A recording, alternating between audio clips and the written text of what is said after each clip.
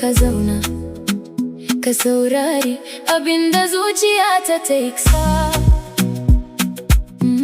Domin kai ne farin cikina. Tun ranar da idona ya hango ka, zuciyata ta canza gaba daya. Duk inda na dosa, hotonka ne yake yawo a raina. Kai kadai nake so, kai kadai nake kauna. Ko duniya ta canza, ni ba zan canza maka ba. Kai ne hasken rayuwata, kai ne mafarkin zuciyata. Idan kai murmushi, sai zuciyata ta yi rawa. Idan kai shiru, sai in yi kewarka ba tare da ka sani ba.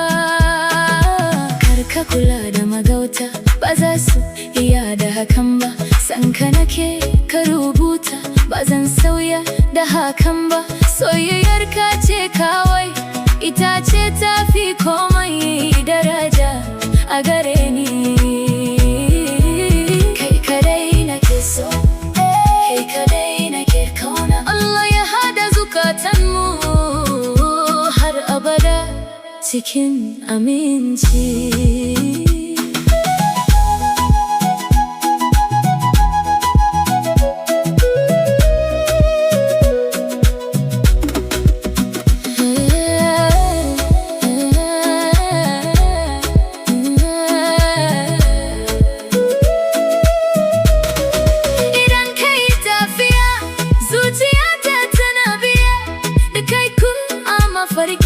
Sunanka ne nake kira, na rantse da gaskiya. Ba zan da mantawa da kai ba. Kai ne farin cikina, kai ne sirrin murmushina. Baitina set ina rogaton Allah ya kare soyayyarmu, ya cika mana buri, ya samu kasance tare har abada.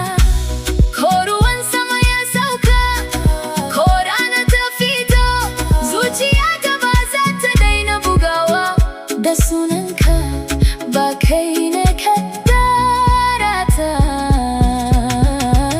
Kai kadai nake so, kai kadai nake kauna. Har numfashi na ya tare, sunanka zai ci gaba da kasancewa cikin zuciyata. Allah ya albarkaci soyayyarmu, ya sa ta dawama har abada.